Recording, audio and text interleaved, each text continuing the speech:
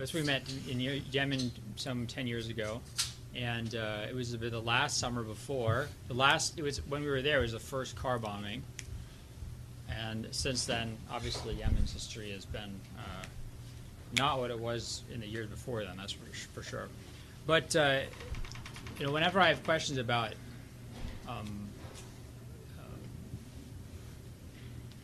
violent extremist organizations in the Muslim world, I usually will try and get in touch with Chris because he knows so much about these organizations. So he's a real resource, and his work is fascinating. And he hasn't even finished his PhD yet, so he's still a grad student, and he already has so many skills and so much knowledge. So I'm glad that he's here to share it with us.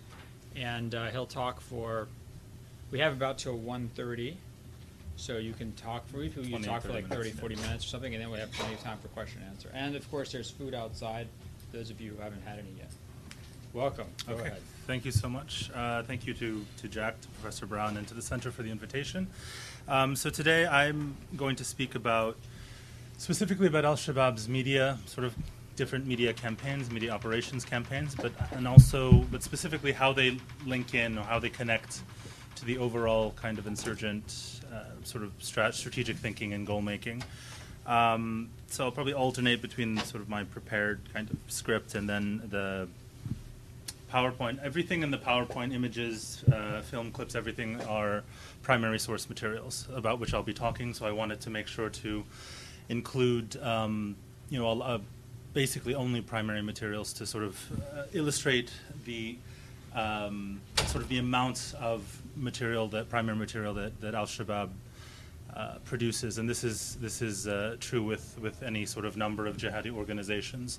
ISIS or Islamic State or Daesh or whatever you want to call it is sort of a step above. But so just basically very sort of briefly an introduction. This is a sort of an overview of the different sort of topics that I hope to cover sort of briefly, succinctly today. Just sort of in the introduction, sort of the very beginning Al-Shabaab.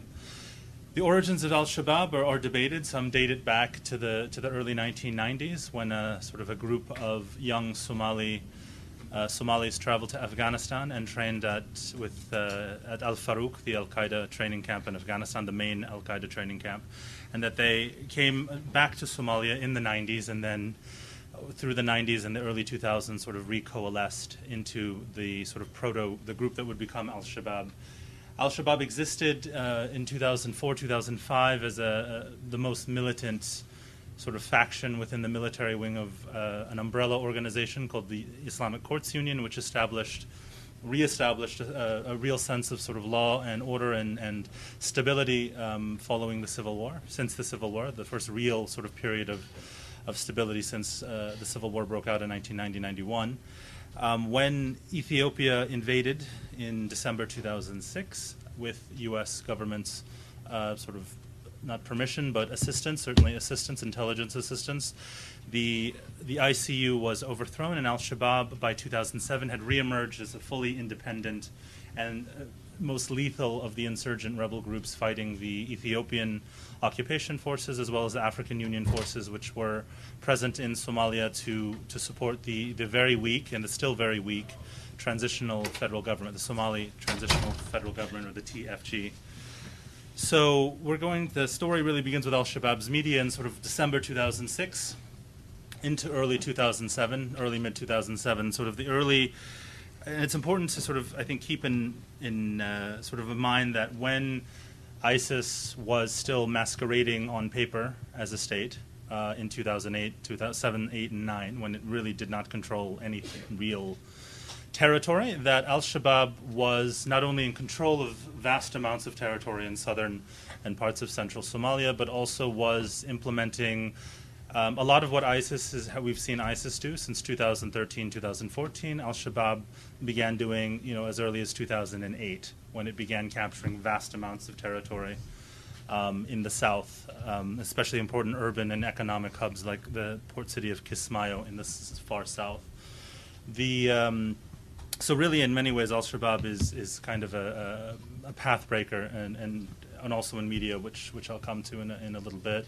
So the earliest Al-Shabaab films, some of them are difficult to say whether they're Al-Shabaab specifically or sort of proto-Shabab films. They're not branded like they are later as being from the media department of Al-Shabaab. But most of the early films deal with a sort of a set number of kinds of topics. The first one is the recruitment, foreign fighter recruitment particularly.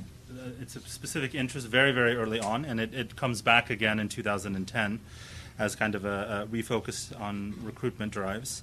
The other focus is reporting on sort of the kind of insurgents, asymmetrical kind of warfare operations that Al-Shabaab engaged in beginning in late 2006 into 2007.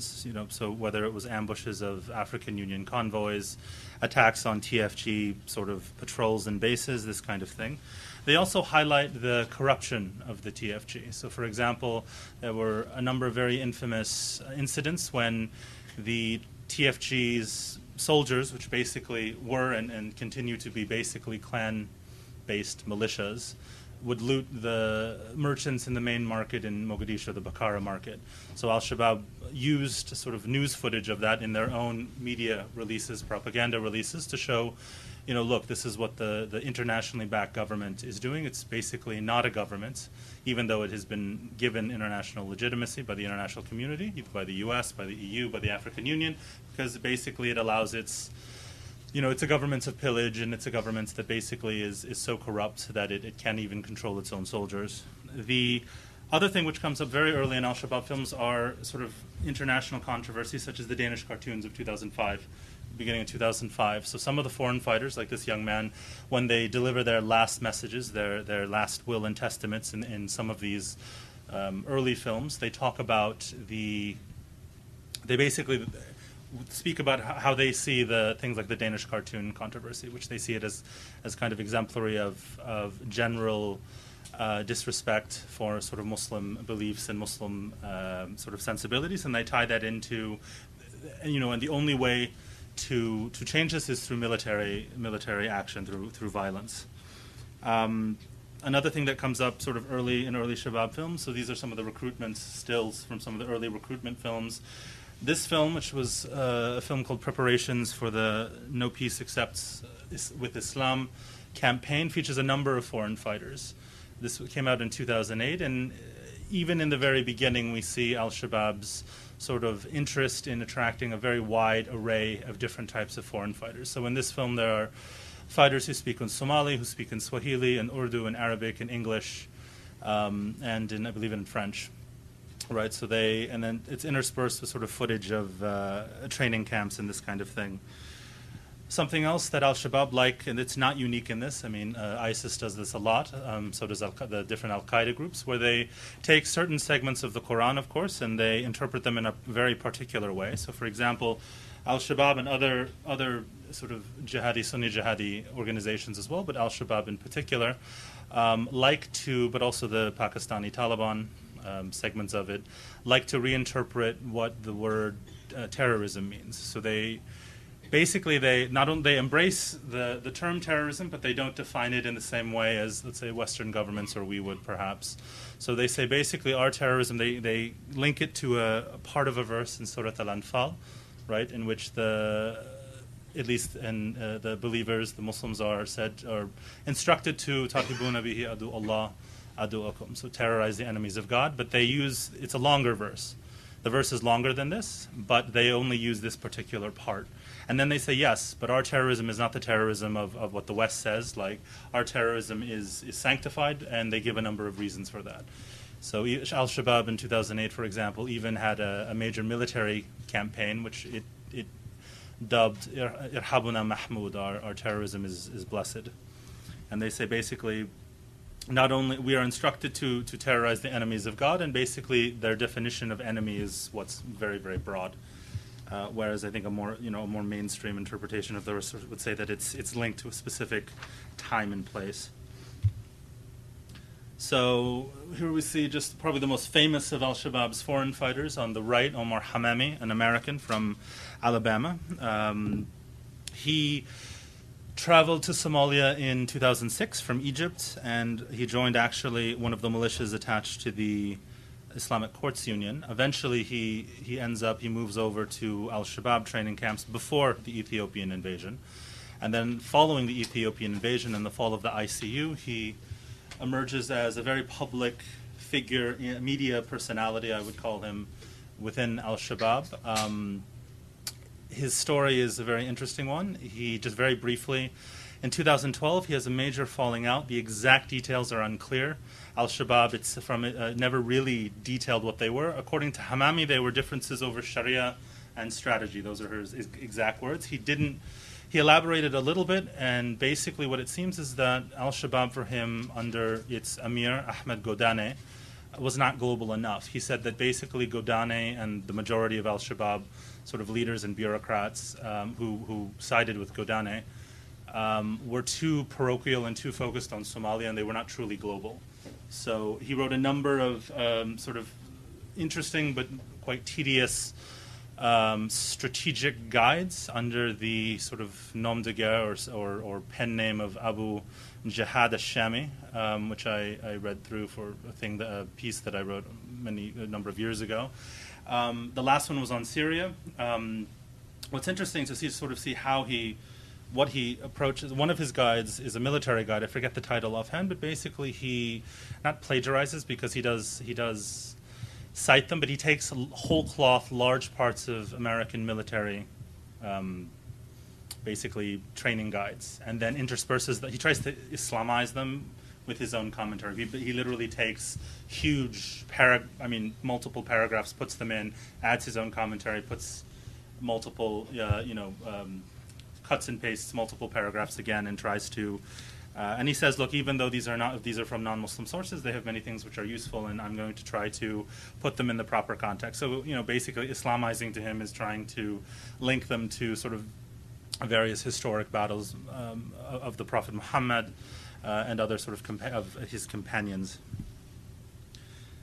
So why would Al-Shabaab sort of focus on both a sort of a global aspect or a transnational aspect, as well as a Somalia-centric aspect in terms of recruitment?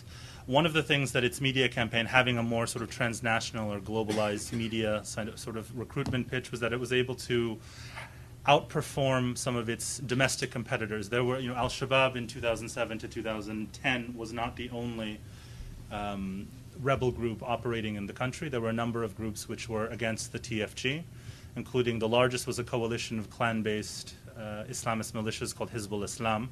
But Hizb al-Islam suffered from two things. One, it was not a truly unified group. It was made up of 4 clan-based militias, and that its recruitment pitches were based. It really did not try to recruit sort of pan-clan or outside of the country. So each militia came from a specific drew its manpower from a specific clan. So Al-Shabaab was able to outpace them and ultimately subdue them in infighting in 2010.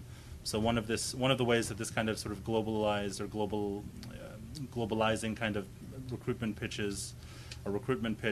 benefited Al-Shabaab was it was able to outperform and out-recruit and collect more funds from the diaspora.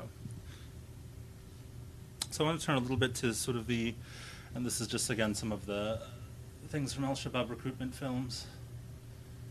And actually this gentleman from Sweden talks about Lars Vilks, one of the other cartoonists, when he's talking to fellow Swedes to come to Somalia to sort of defend the honor of their religion. Turning sort of to the idea of what did Al-Shabaab try to do in 2008, 2009 when it began capturing large amounts of territory. So the first thing that it was interested in doing was to project an image of itself that was very different from the sort of inept and very corrupt TFG, and it wanted to say basically we are an alternative, not only sort of religiously or ideologically more legitimate because of our Islamic so-called authenticity, but also that we can actually get things to work in a much better way than the internationally backed government. So one way that it did that was to institute a kind of law and order, or certainly a very harsh form of law and order, but one which basically, even though Al-Shabaab sort of took over as the sort of the group predatory group which would tax and would implement certain things, it was still an improvement to many local locals over having to pay, for example, 5 different militias. If you were going from this part of the city of Baidoa to the other part of the city of Baidoa, you had to pay. The city was divided among 3, 4, 5 different militias. You had to pay road taxes 3, 4, or 5 times. So with Al-Shabaab, you paid 1. To the point of, and I have a colleague, Aisha Ahmed at the University of Toronto, who works on sort of the business community support, specifically in Somalia and in Afghanistan and Pakistan, to certain forms of Islamist rebel organizations, including Al-Shabaab and the Islamic Courts. Because the Islamic Courts and Al-Shabaab even they don't just extort money, they actually do have formed relationships with certain merchants and business people, particularly when they controlled the coast in coastal cities of Kismayo and Marca. So, for example, the charcoal trade, the illegal charcoal trade, which is at least until 2014, when they lost the last port, was a very important, upwards of $100 to $120 million a year, mostly smuggling charcoal from Somalia to the Gulf countries. And a lot of the businessmen, some of the biggest ones who were smugglers of charcoal, had at least very close relationships with Al-Shabaab. So, as part of the kind of law and order aspect, or the insurgent justice, if we want to think of it that way, is certainly their interpretation of Sharia, of Islamic law and Islamic jurisprudence, is very, very narrow. It's basically the hudud. It's basically the set punishments for certain crimes. Very interestingly, and it's something that I'm working on in my dissertation, is that when in 2008, it literally one of the first things it does when it takes over these major economic hubs like Baidoa and Marca and Kismayo is they go to the public square, they gather sort of the public, and they make very clear public announcements of that there is a new sort of regime, a new sort of system of law and order in the city, or in the town.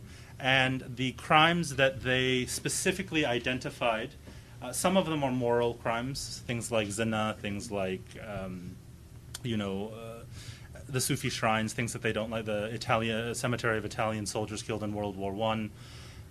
But the bulk of the offenses which they say will be no longer tolerated and which they will be targeting are economic crimes. So highway robbery, hiraba, theft, sort of wanton kind of killing, this kind of thing. And it's something that they highlight later on in terms of that they, particularly when they're losing these areas of, remember when we came in, we implemented this form of law and order and justice, certainly compared to the federal government, the TFG, which did not do it.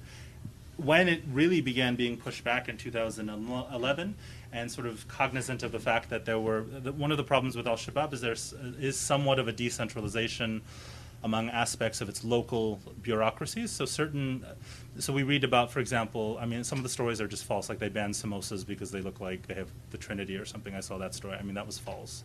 But some of the things that were implemented, such as the banning of khat in one area, would not be banned in another area. It would depend on the commander in that particular area. Cognizant of the fact that there were complaints by locals against some of their officials, they opened in 2011 the Mazalim courts, to basically first in Middle and Lower Shabelle, 2 regions south of Mogadishu, and then spreading to other regions that they controlled. Basically, and the idea of the Mazalim court, which Professor Brown can talk much more about, is it historical? Basically, in theory, it's where even the sultans or the rulers, officials can be held to account for various sort of infractions or abuses of sort of the everyday population, the sort of general population. This is from one of the Mazalim courts, the top left, one of the hearings. And so one of the other things, beyond media, beyond films, beyond audio messages, beyond photography, of Al-Shabaab's that I would classify, that I classify as part of Al-Shabaab's media campaign overall, is the organizing, choreographing, and the holding of public events. If we think about, really any.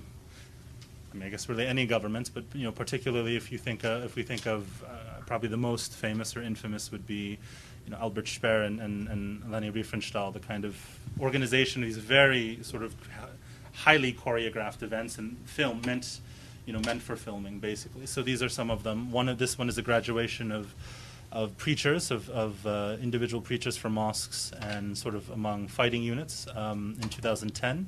It's named after Abdullah Azam, the famous Afghan, quote-unquote, Afghan Arab commander, recruiter, fundraiser. And this is Ali Arage, who's still the senior spokesman for Shabab.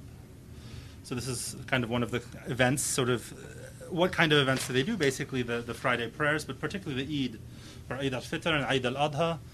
Just recently, for example, in all of the regions that they control, particularly in urban areas, but also in the countryside, Al-Shabaab's main bureaucrats, sort of the governors of all the regions and some of its sort of senior leaders will host these kind of events, other celebrations as well, not just the Eids, but the Eids are particularly important for them.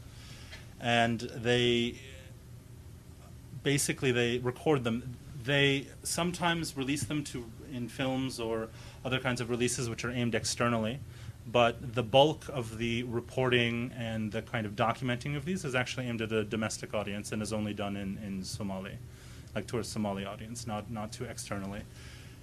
It's the same from some Eid prayers. So what happens in February 2011 when the African Union, the Somali governments, and sort of allied militias, and then eventually Kenya and Ethiopia again, sort of begin a series of sort of new offensives against Al-Shabaab, which really push them out of Mogadishu, out of most of the urban centers. How does that affect Al-Shabaab's media, and how does Al-Shabaab's media react? So basically, during the times of decline, there is a slowdown in releases. Just one quick example is Al-Shabaab, at its height in 2009 to about February 2011, issued daily news reports, written news reports. This eventually slows to weekly, to monthly, and now it stopped for a period entirely, and now they're issued monthly. But there was a time when they were released literally daily, and they're very brief, and they just are mostly about military operations generally, or social events, this kind of thing. However, the quality in terms of the production value, things like this, particularly for films, does not decrease, and if anything, it actually increases during this time. The number of films specifically slows down. The number of photographs, things like official photography, things like this, does not. And one of the things that doesn't get as much attention as the films for sort of jihadi organizations generally is photography. So if we take ISIS just since May, June 2014 has released, by my count, and I haven't even been able to collect everything, I'd say I have maybe 85%, is upwards of 60,000 photographs of different things. And so if the ones I've missed, it probably would go up another, probably 10 or 20, I would imagine. So, and that's just basically since they swept across, Western Iraq. That's not even since the beginning. It is true, though, that earlier on, photography was not such a major part, not such so important to their media campaigns. The other thing that Al-Shabaab did, I like this photo, these are Al-Shabaab sort of women. They actually do recruit and train women, sort of women's brigades.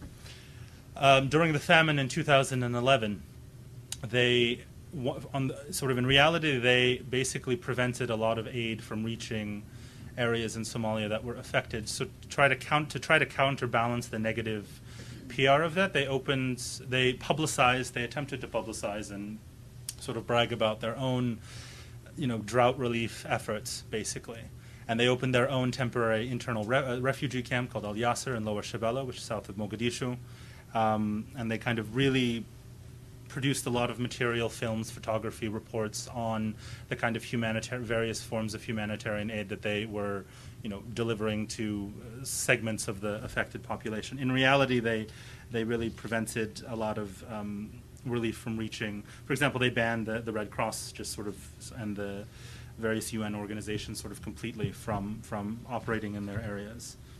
These are just some of the events kind of things. This was a radio contest for a Quran recitation contest in 2010, and the winner won various things, including a Kalashnikov and money.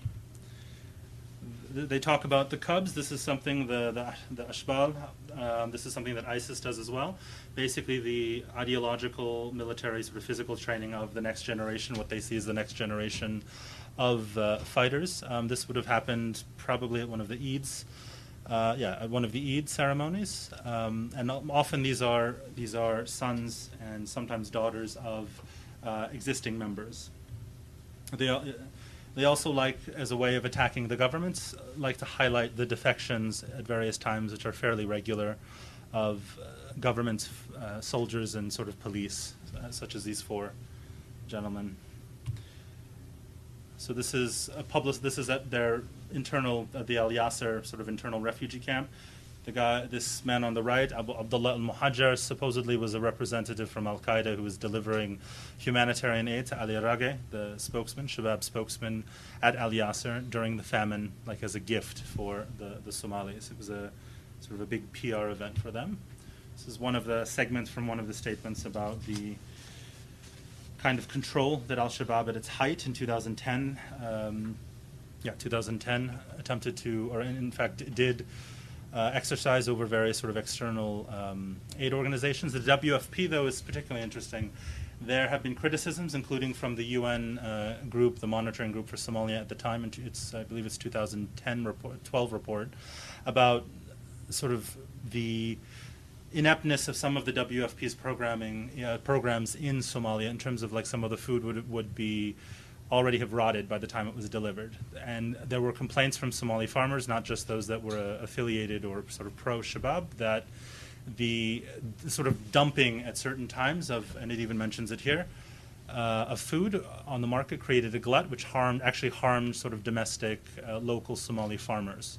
So a lot of Somali farmers have a lot of complaints about the WFP, or had them at the time. So they use the cartoons I mentioned. They also use him. They were probably the first, I think, before ISIS used an image of him. This is from a Shabab film. They used, they're very in tune with international kind of events. Also in 2010, if you remember this preacher from Florida, Terry Jones, who said he was going to burn the Quran, like Shabab talked about him as well. So they talk about Trump as well. And then ISIS does as well too. I just like that quote from his doctor. So this is how they sort of mass setbacks. They really, in 2011, 2012, begin to tap into a very extensive library of footage to sort of claim that, when we've lost these territories now, but you remember when we controlled them, things were much better than they are now that they've been liberated by the government and by the African Union. Because now the sort of clan warlords have come back. And when we were there, the clan warlords were subdued and suppressed, and it's because, of course, they say it's because of our implementation of this certain form of law. Another thing that they have tried to do since then is project an image of power, and of course they have a significant presence in Kenya. So and also the capturing of various sort of African Union equipment and supplies. These are just two examples. So even though we've been pushed back from Baidoa, from Kismayo, from Mogadishu, we still have a very significant presence. And since Kenya invaded in 2011, that we also have a presence now in Kenya. And they really talk about, and they benefit from Kenya's, the problems between that many sort of young, and the disenfranchisement that many young Kenyan Muslims feel, which I'll turn to in a moment. Also, they meet with clan elders. Unlike ISIS, even though ISIS does meet with sort of disaffected tribes and clans as well, Al-Shabaab, I would argue, is much more in tune with local concerns. So, for example, even today, when the federal government alienates certain clans or sub-clans, they know that they can go to Shabab and try to get sort of a remedy that's more to their taste. And here they also highlight, these are some of the martyrs from battles, that they highlight which clan or sub-clan that they come from, which is interesting considering that supposedly Al-Shabaab, if we're to believe it, has a very Islamic and not a very, that it privileges its religious identity over everything. That's not always the case. There's a refocusing on martyrdom. They come out with and continue to come out with a number of sort of, again, this vast library of footage that they must have had for a number of years but haven't released, of various fighters who were killed in action as far back as 2008, and kind of a vast amount of film releases focusing on the ideas of self-sacrifice, and that self-sacrifice is necessary in order to win victory. This is the former emir who was killed in September 2014 in a drone strike. Ahmed Godani or Mukhtar Abu al-Zubair. So the regional media strategy, even though Al-Shabaab's Western foreign fighters from Europe, from Australia, from North America particularly, the 40 or so young men from from Minneapolis, from Portland, from other areas who've gone from Toronto, yet have gotten the most attention. The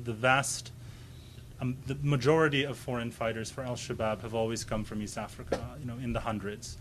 And this makes sense just from a logistical point of view. It's much easier to get from Tanzania or Kenya or the Ogaden region in Ethiopia to Somalia, which is right next door, than it is to travel all the way from Sweden, from Britain, from North America, particularly after 2010, 11, when law enforcement agencies in these countries became very aware that some young people were trying to go to Somalia.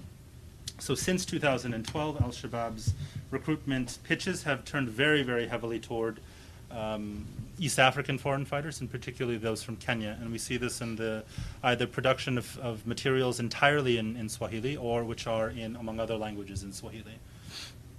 This is Ali Rage, the spokesman, making a recruitment pitch.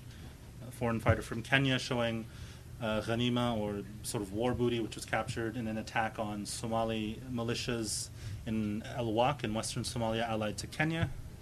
Because both Kenya and Ethiopia rely on sort of client Somali militias, both in their country and across the border.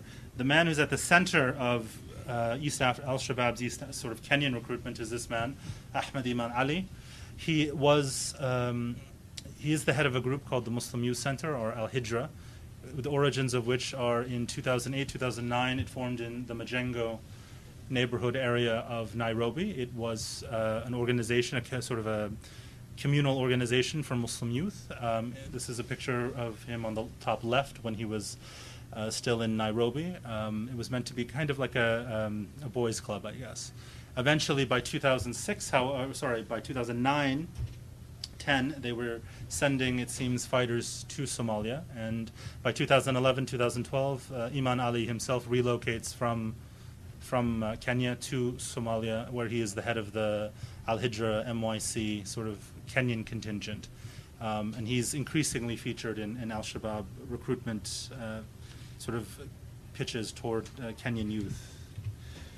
Their recruitment centers on sort of spiritually on a number of late sort of preachers who were killed in mysterious circumstances.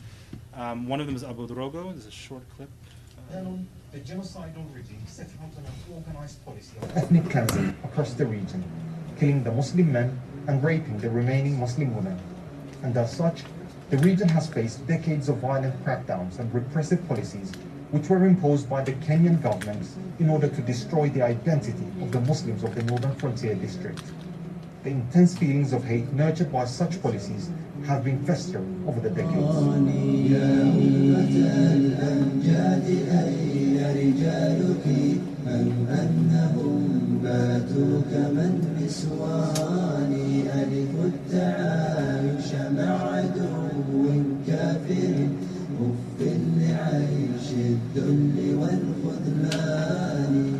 Leo utaona mpaka unaoshukiwa, mpaka unaodhulumiwa ni watu wa kutoka Somalia. Wa Somalia ndio hudhulumiwa, mara si wa Kenya, mara si hivi, na ambapo kuna mipaka mingine, ukienda mipaka ya Malaba, wako wabaluya wa Uganda, wako wabaluya wa Kenya. Lakini huwezi kusikia watu wa kule watefa. Mara kwa vitambulisho maalumu, mara nyisi wa Kenya, lakini kwa sababu hawa ni Waislamu ndio dhulma inavyoendelea. Na tuambiwa subirini. Wallahi tungekuwa wanaume tusingeshikwa hivi tunavyoshikwa. Hii ni dhulma. So Rogo and a number of other preachers, Abu Bakr Makaburi and Samir Khan Noseba, are two others, were killed.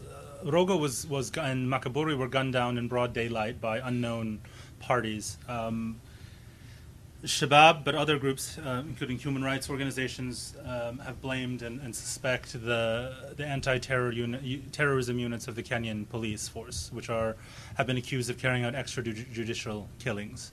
Al Jazeera English actually did a very good documentary on, I think two maybe actually, on extrajudicial killings in Kenya.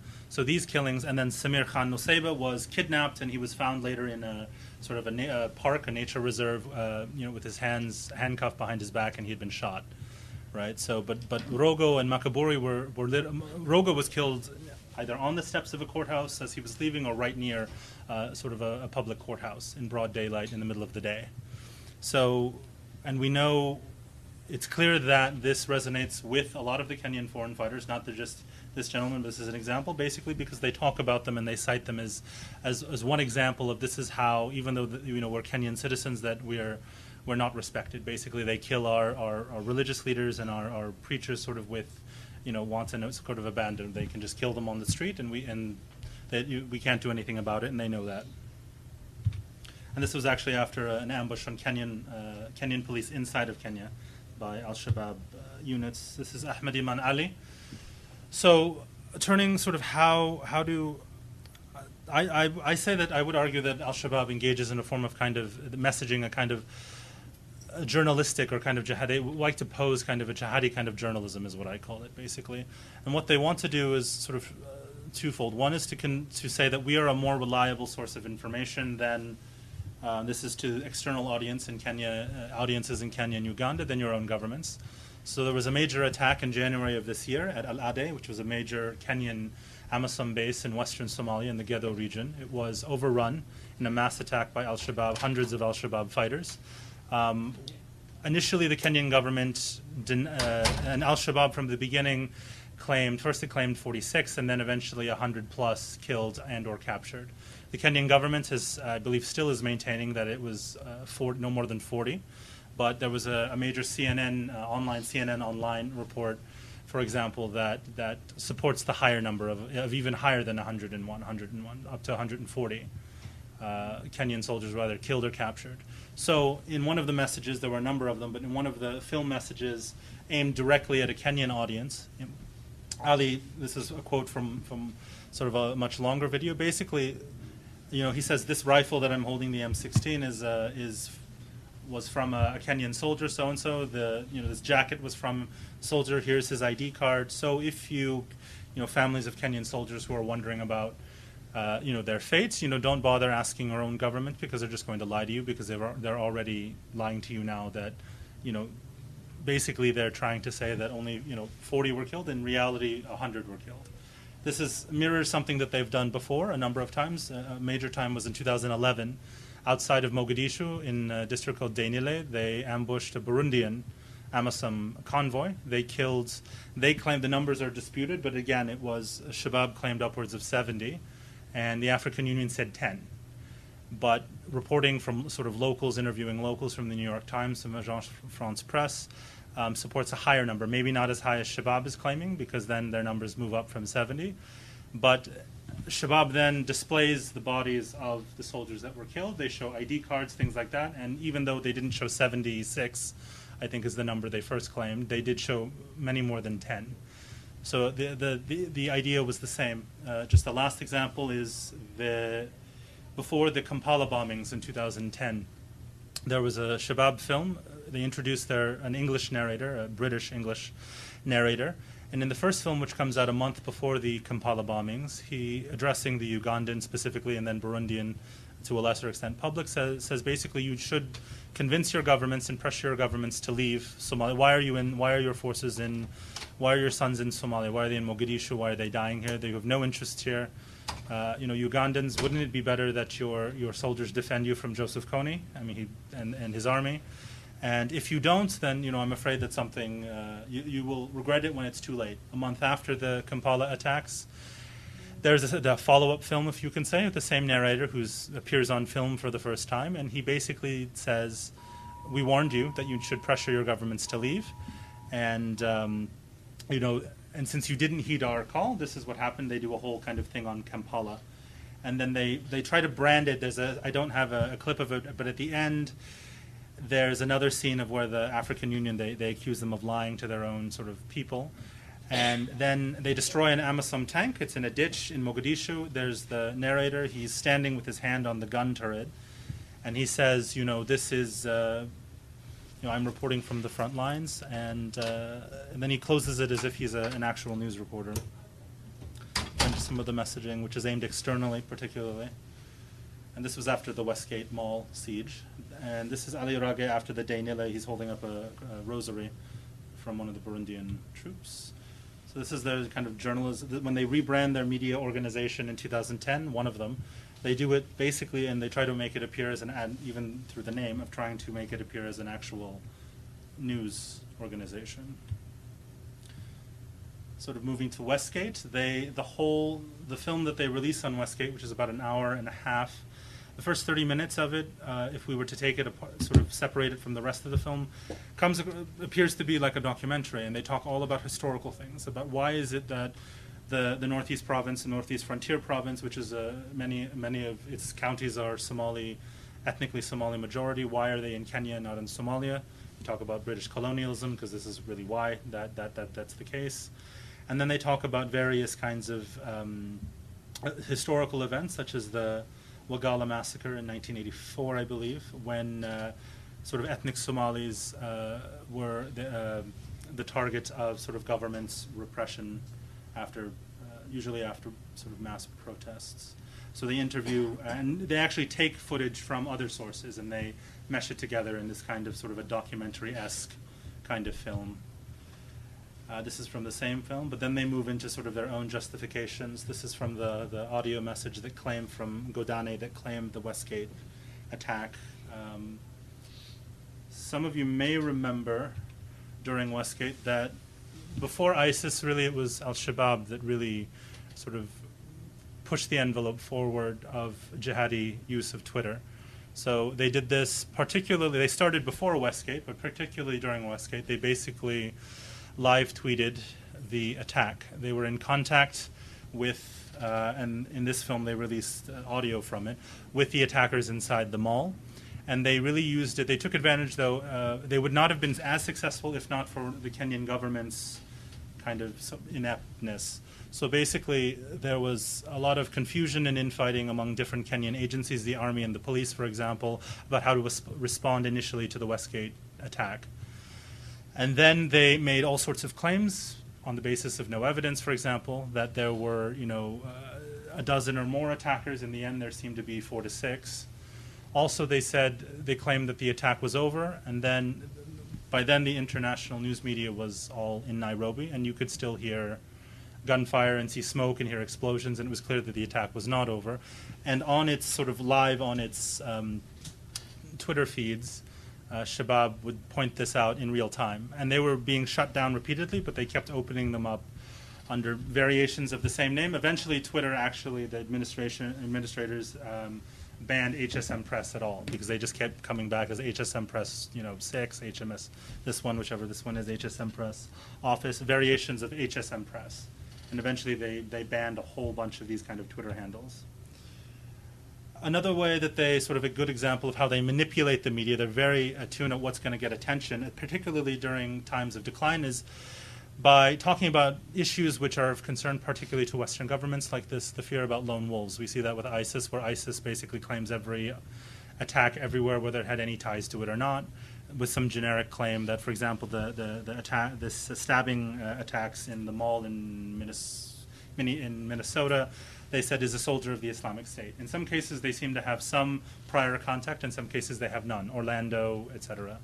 So Al-Shabaab does this in the Westgate video. There's a minute of it, literally a minute, no more, where they talk about, look, Westgate was successful. Western Muslims in Canada, in Australia, in the U.S., you can carry out a very similar attack, and they name some malls in Edmonton, the Mall of America, some in the UK. So this 1-minute clip then resulted in this deluge of sort of media coverage of Al-Shabaab calls for attacks in Western malls, which is not untrue, but really is not the main thing that they're talking about. And this is an example, and Al-Qaeda, they're not unique in this, Al-Qaeda has done this as well. This is just 2 examples. This is first is Shabab and the other is Al-Qaeda.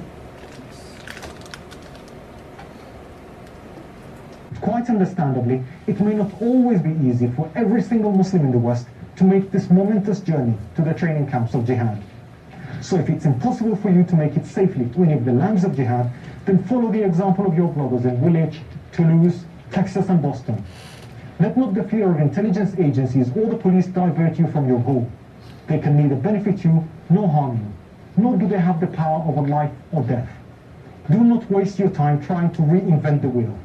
If you cannot afford to obtain one of these, then certainly a simple knife from your local B&Q will do the job. So prepare yourself and march forth with firmness and conviction in the rewards of martyrdom. And remember, Without this mighty pillar, the pillar of jihad, the banner of Tawheed will never be raised, and the disbelievers will continue to dominate both our lives and our lands. So make your choice today and put your trust in Allah. Muslims in the West have to remember that they are perfectly placed to play an important and decisive part in the jihad against the Zionists and Crusaders, and to do major damage to the enemies of Islam, waging war on their religion, sacred places and things, and brethren. This is a golden opportunity and a blessing from Allah subhanahu wa ta'ala, and the way to show one's appreciation and thanks for this blessing is to rush to discharge one's duty to his ummah and fight on its behalf with everything at his disposal. And in the West, you've got a lot at your disposal. Let's take America as an example. America is absolutely awash with easily obtainable firearms. You can go down to a gun show at the local convention center and come away with a fully automatic assault rifle without a background check, and most likely without having to show an identification card. So what are you waiting for? Adam Gadan, yeah, he's dead. Yeah, he's dead like now. A fundraiser on TV or something. Yeah, he was actually, people made fun of him, analysts, because of his tedious. And then closing, just about how has Al-Shabaab dealt with internal dissent. The main example ongoing right now is Al-Shabaab versus ISIS, Islamic State, and sort of pro-ISIS elements in Somalia. It dealt with dissent in 2012 with Omar Hamami and other, including some founding members and leaders of Al-Shabaab, defected from the organization and began to criticize Godane. Eventually, Godane and his supporters were victorious. They ended up killing Hamami and a number of their most prominent critics. They tend to favor being very low-key. They did not really address in their media directly the Hamami issue. They kind of talked about the need for unity and avoiding fitna and this kind of stuff, sort of internal sort of strife.